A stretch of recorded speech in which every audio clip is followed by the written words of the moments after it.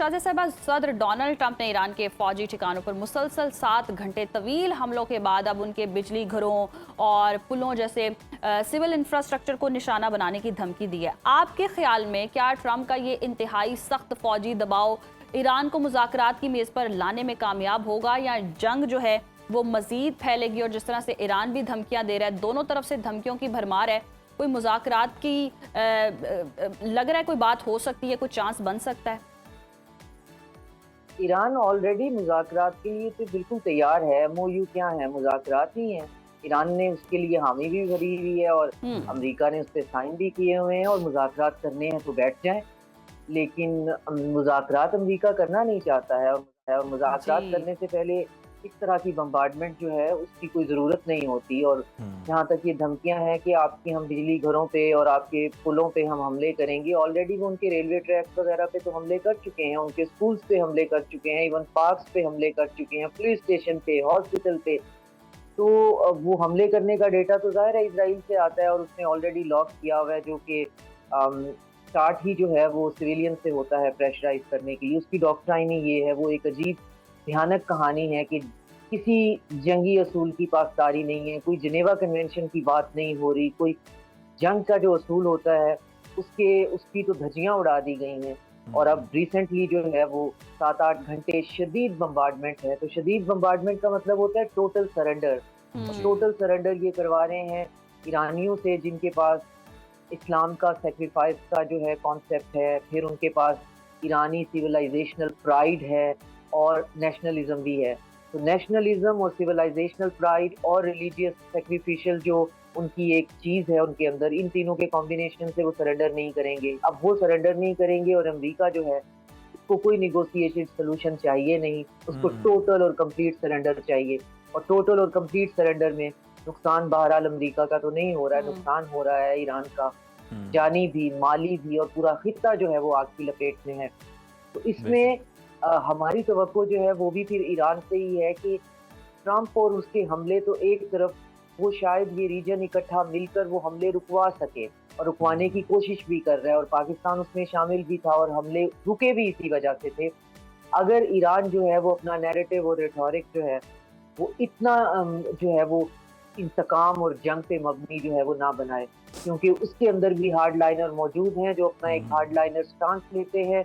मुस्तफा खामनाई का जो बयान है कि हम इंतकाम लेंगे, वो बहुत गलत तरीके से इंटरप्रेट हुआ है। वैसे उसके ऊपर बाकायदा ट्रंप जो है उसके कत्ल के मंसूबे बनाकर ये रूमर्स फैलाई जा रही हैं कि जी ईरानी ट्रंप को कत्ल करना चाहते हैं। तो शाहज़े साहबा, इसी नुक्ते को लेकर अगर आगे चलें तो आपको क्या लगता है कि ये जो सिचुएशन एकदम चेंज हुई है, जो शहीद आयतुल्लाह अली खामनाई के जनाजे के मौके पर हमने देखा कि जो नारे लगाए गए ट्रंप के कत्ल के हवाले से, जो मुतालबा किया गया, और फिर जो मुश्तबा खामनाई का बयान है, आपको लगता है कि इसके बाद जो ट्रंप है उनका माइंड चेंज हुआ? और पहले जो वो दावे करते थे कि ईरान के साथ, ईरान के अवाम के साथ हमारा मसला नहीं है, लीडरशिप के साथ हमारे इश्यूज हैं, तो अब चाहते हैं कि वो बदल चुके हैं। ये नारे सुन के कि ईरानी अवाम तो मुत्तहिद हो गई है, तो ट्रंप मायूस भी हैं, तो चाहते हैं कि ईरानी अवाम अब सफ़र करे। इसलिए वो कह रहे हैं कि जनाब अब जो आपका इंफ्रास्ट्रक्चर है, बिजली घर है, पुल है, हम उनको तबाह करें। हाँ, उसके ट्रंप के पैनिक में थोड़ा सा इसने एड ऑन तो किया है कि ये जो इतना हजूम इकट्ठा हो गया है, क्योंकि उनके पास जो डेटा था वो एंडोमेंट फंड ऑफ डेमोक्रेसी एक थिंक टैंक है, उन्होंने फ्राहम किया था, जिसमें सिर्फ 30% लोग जो हैं वो करंट रेजीम के साथ थे या उनके हक में थे।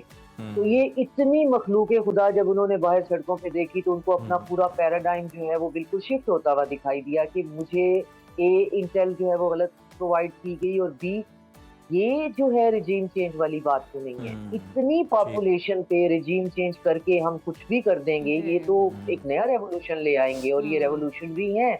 तो ये पैनिक में इसने ऐड तो किया है, मगर उस पैनिक के साथ हम ये नहीं कह सकते कि ट्रंप ने हमलों का फैसला इसलिए किया। मैं बार बार यही कहती हूँ कि अमेरिका ने हमले करने ही करने हैं। अमेरिका को ईरान इस हालत में नहीं चाहिए, और ये बड़े दुख की बात है कि उनको एक सॉवरन ईरान नहीं चाहिए, और यही कोशिश पाकिस्तान कर रहा था। बात सिर्फ ये थी कि ईरान थोड़ा सा स्ट्रेटेजिक पेशेंस का सामना कर ले। ये नहीं है कि वो हक पे नहीं है या वो से चुप कर जाना चाहिए या हार मान लेनी चाहिए, ऐसी कोई बात नहीं हो रही। गल्फ के कंट्रीज उसके साथ हैं। बाकायदा जो उनके पैसे जो $12 बिलियन हैं वो बाकायदा आपस में बांट कर वापस करने की बात कर रहे हैं। पाकिस्तान मौजूद है, रशिया और चाइना मौजूद हैं अपनी मिलिट्री फोर्स के साथ। इसके अलावा जो है पाकिस्तान हर हाल में उनके साथ मौजूद है। लेकिन हमारे लिए बहुत ऑकवर्ड पोजीशन हो जाएगी कि जैसे ही अमेरिका एक नाजायज किस्म का हमला जो है वो ईरान पे करेगा तो ईरान जो है वो ताबड़तोड़ हमले गल्फ कंट्रीज पे करना शुरू कर देगा। पहली दफा के हमलों के बाद हमारे पास भी कोई लॉजिक थी, हम भी ये समझ रहे थे कि अब ईरान बेचारा क्या करे, लेकिन ईरान कंटिन्यू ये नहीं कर सकता। आखिर वो भी सॉवरन कंट्रीज हैं, तो ये कोई परमानेंट सोल्यूशन नहीं है कि आप पर अटैक जो है वो।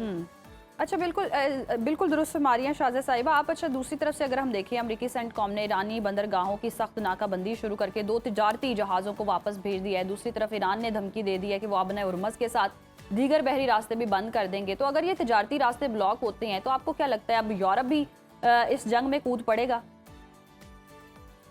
देखिए, जंग में कूद पड़ने की जब हम बात करते हैं तो मिलिटरीली किसके अंदर कितनी कैपेसिटी है, पूरा नेटो इकट्ठा हो जाए तो कितनी फौज वो ले आएंगे और उनके पास क्या है जंग के अंदर कूद पड़ने के लिए। जो रफ एस्टिमेट दे रहे हैं दिफाई तजज़ियाकार, वो कह रहे हैं जी 1.5 लाख ग्राउंड फोर्सेस चाहिए, 1.5 लाख पर्सनल चाहिए अगर आपने ग्राउंड इन्वेजन करनी है। और ये 3-4 आइलैंड जो हैं जो खासतौर पे स्टेट ऑफ हॉर्मुज़ के करीब हैं, इन पे अगर आपने कब्जा करना है, फिर आपको उसके बाद सोचना है कि आपने कब्जा सिर्फ कर नहीं लेना, उसे मेंटेन करना है, सप्लाई सारा कुछ जो है उन लोगों को बचाना है। तो ये सिर्फ कह देना कि कौन इसमें कूद पड़ेगा कौन नहीं, ये बहुत कबल अज़ वक्त होगा। लेकिन एरियल बम्बार्डमेंट तो बहरहाल जारी रहेगी। वो तो इस सदी का एक ऐसा कर्स है कि एक ऐसा हथियार है जो हमारे पास है और वो जारी रहेगा। अब उस एरियल बम्बार्डमेंट से ईरान के पास जो रिटेलिएट करने का हक है वो कहाँ एक्सरसाइज करता है, ये बहुत बड़ा सवाल है। क्या वो ईस्टर्न यूरोप की तरफ चला जाएगा जहाँ तक उनके मिसाइल की रेंज है, डिएगो गार्सिया, या इजराइल की तरफ जाएगा? अभी तक उन्होंने इजराइल पे जो है वो रिटेलिएटरी अटैक नहीं किए।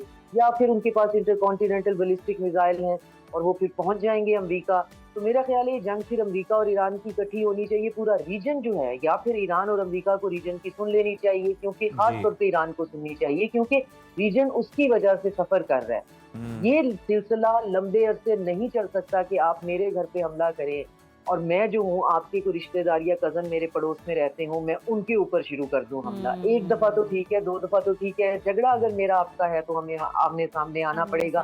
थर्ड पार्टी का ये कसूर नहीं है कि उनकी बेसिस वहाँ पे हैं, उन्होंने उनके साथ एग्रीमेंट किए हुए। रातों रात चीजें लपेटी नहीं जा सकती हैं, कोर्ट ऑफ आर्बिट्रेशन में चली जाती हैं।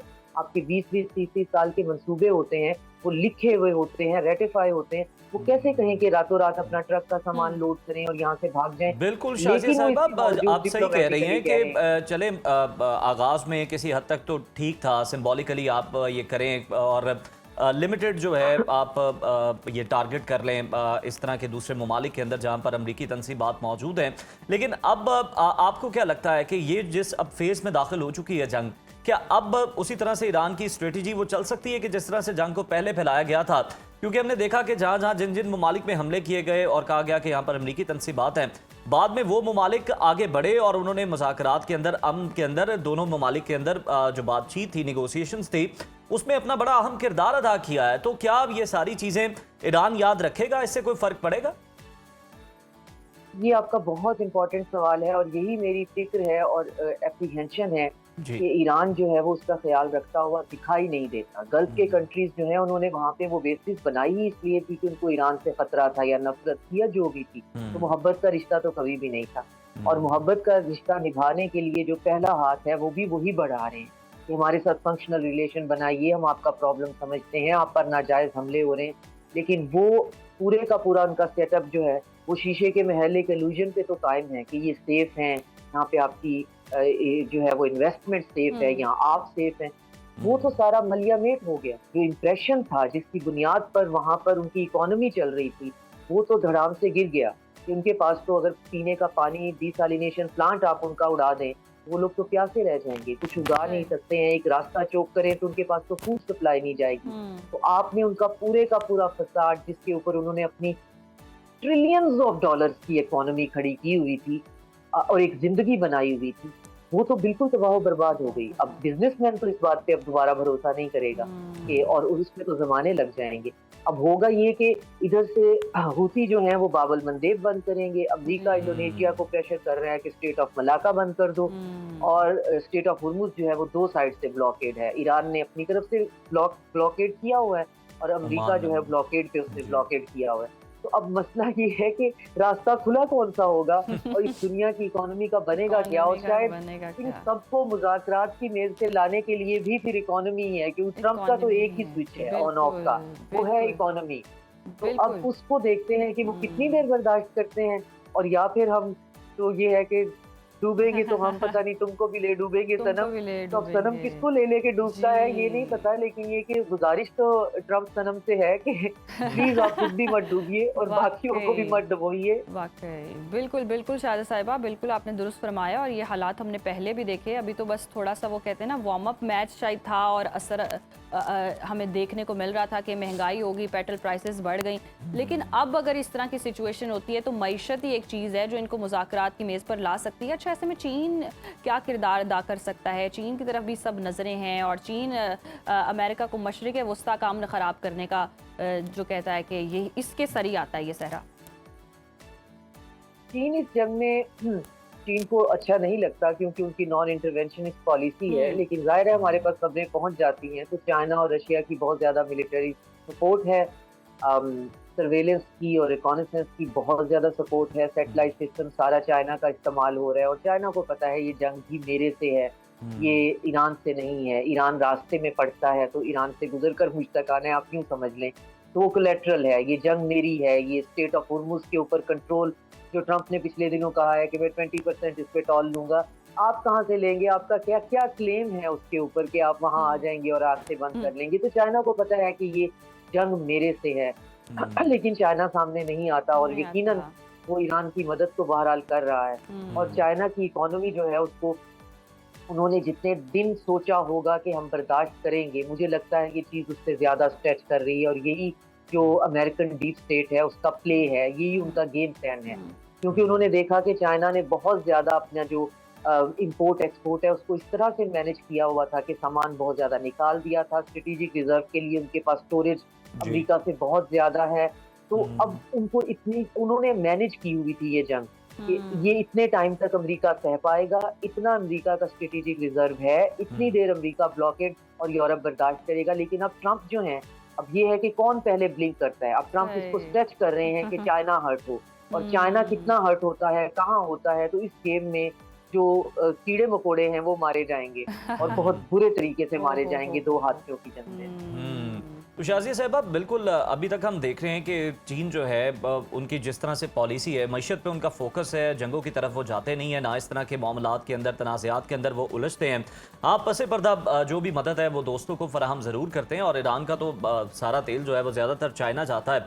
तो चाइना इतनी देर अगर उसको इस नहज तक लेकर जाया जाएगा तो कभी तो उसका आप कह सकते हैं ना कि सब्र का दामन जो है वो हाथ से छूट भी सकता है। तो आपको लगता है कि चाइना भी कल को इस जंग के अंदर डायरेक्टली इन्वॉल्व हो सकता है? क्योंकि उसकी मईशत जो है जब वो मुतासिर हो रही होगी तो फिर चाइना को कुछ ना कुछ तो करना होगा।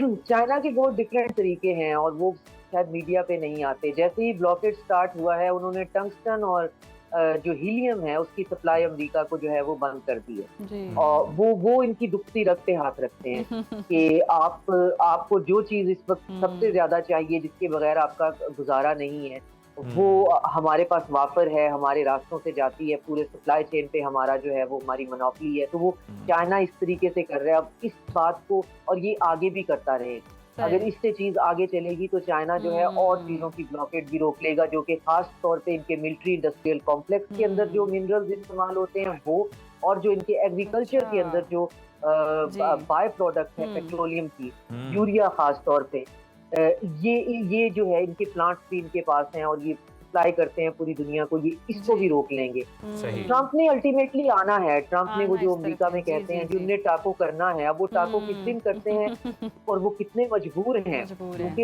ये बात हमें ज़हन में रखनी चाहिए कि उनकी जान को बहरहाल खतरा है। मुस्तफा खामनाई से है या नहीं हमें नहीं पता, लेकिन उनको वहाँ पे अपने ही लोगों से बहुत खतरा है और वो पैरानॉइड भी हैं।